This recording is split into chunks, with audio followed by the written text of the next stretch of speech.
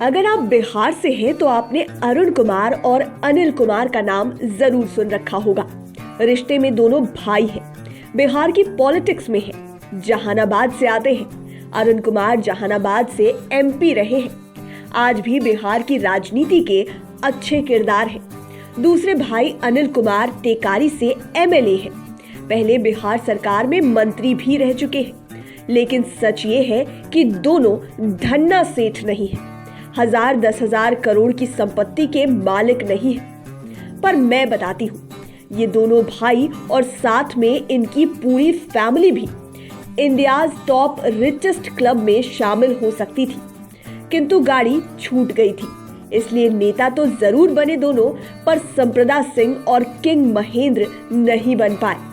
आप भी सोच रहे होंगे कि अरुण कुमार और अनिल कुमार की चर्चा में हम कहां से संप्रदा सिंह और किंग महेंद्र को ले आए।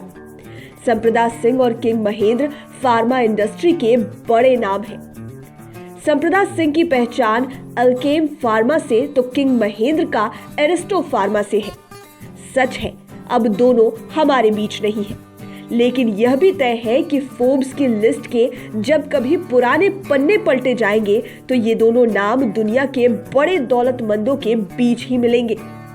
अब जब दुनिया में ही नाम हो गया तो बिहार के सबसे बड़े पैसे वाले तो हो ही गए ना। चलिए अब आपको उस छूटी हुई गाड़ी का कनेक्शन बताती हूँ, जिसके कारण अरुण कुमार और अनिल कुमार दौलत से संप्रदा सिंह और किंग महेंद्र नहीं बन पाए। इतना तो आपको पता ही होगा कि संप्रदा सिंह और किंग महेंद्र भी जहानाबाद से ही आते हैं। दोनों ने बचपन में बहुत गरीबी देखी, गरीबी में ही बचपन कटा था। यह तो किस्मत की रेल थी कि आगे इनके नाम का डंका न सिर्फ इंडिया बल्कि पूरे वर्ल्ड में पिट गया। तो बात 1970 के दौर की है। संप्रदा सिंह और किंग महेंद्र पटना की सड़कों पर धन कमाने को संघर्ष ही कर रहे थे। दोनों को दवाओं के बाजार अच्छे लगने लगे। संप्रदा सिंह उम्र में किंग महेंद्र से बड़े थे, शुरुआत से ही साथ नहीं थे। मुंबई में साथ हुए थे, पर जल्दी अलग अलग भी हो गए। एक मराठी ने दोनों के बीच कंफ्यूजन क्रिएट कर दिया था। खैर, संप्रदा सिंह ने जिंदगी की छोटी शुरुआत पटना में सबसे पहले छाता मतलब कि अम्ब्रेला के कारोबार से शुरू की थी। मजा तो इसमें भी आया था उन्हें, लेकिन जल्दी समझ गए थे कि यह सीजन भर का बिजनेस है। बरसात के मौसम में डिमांड की रेलम पे बाकी के महीनों में बैठकर झक मारो। सो संप्रदा सिंह दवा के बिजनेस की ओर मूव कर गए। रिश्ता नाता पटना में पीएमसीएच के सामने अशोक राजपथ और गोविंद मित्रा रोड की दवा दुकानों से बनता चला गया। तब पटना में दवा की दुकानों में पॉपुलर और ग्रीन फार्मा का बड़ा नाम था। संप्रदा सिंह ने पहले दूसरी दुकानों के लिए कैरियर का ही काम शुरू किया था। कोलकाता से इनके लिए जाकर दवा ले आते थे। तब कोलकाता बहुत बड़ी दवा मंडी हुआ करती थी। कोलकाता आते जाते संप्रदा सिंह की पहचान कई बड़े सप्लायर्स और मैन्युफैक्चरर्स से हो गई थी। पुरकस मुनाफा का गणित भी धीरे धीरे समझ में आने लगा था, इसलिए मन कुलाचे मारने लगा था और संप्रदा सिंह ने फैसला कर लिया था कि अब दुकान अपनी होगी, काम अपना होगा। लेकिन समस्या ये थी कि अपना करने के लिए आवश्यक धन भी नहीं था। घर की हालत ऐसी थी नहीं कि वहां से कुछ मांगा जा सके। ये किस्से स्वयं संप्रदा सिंह के ही सुनाए हुए हैं। अपना काम करने की धुन में लगे संप्रदा सिंह को पटना में अचानक ख्याल आया परमेश्वर सिंह का।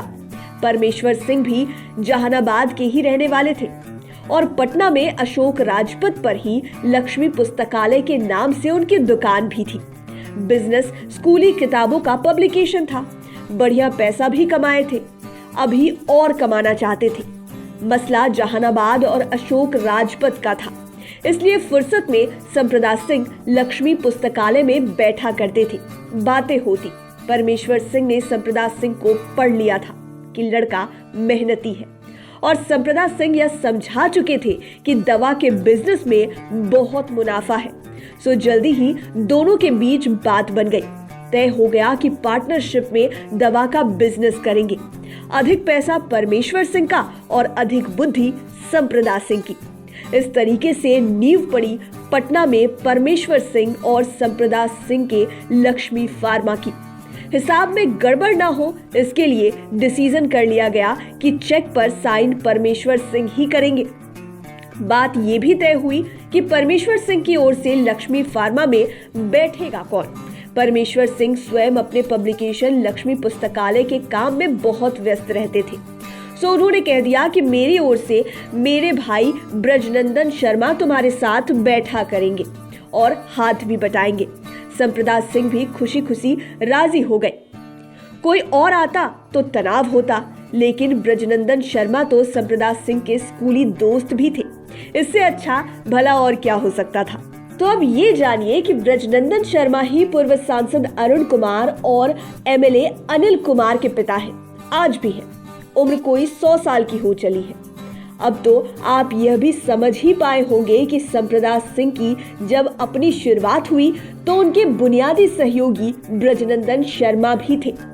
यह तो किस्मत का खेल रहा कि आगे अल्केम फार्मा और फिर न जाने क्या क्या ने संप्रदा सिंह को अरबपति खरबपति बना दिया और ब्रजनंदन शर्मा की गाड़ी पटना में ही छूट गई।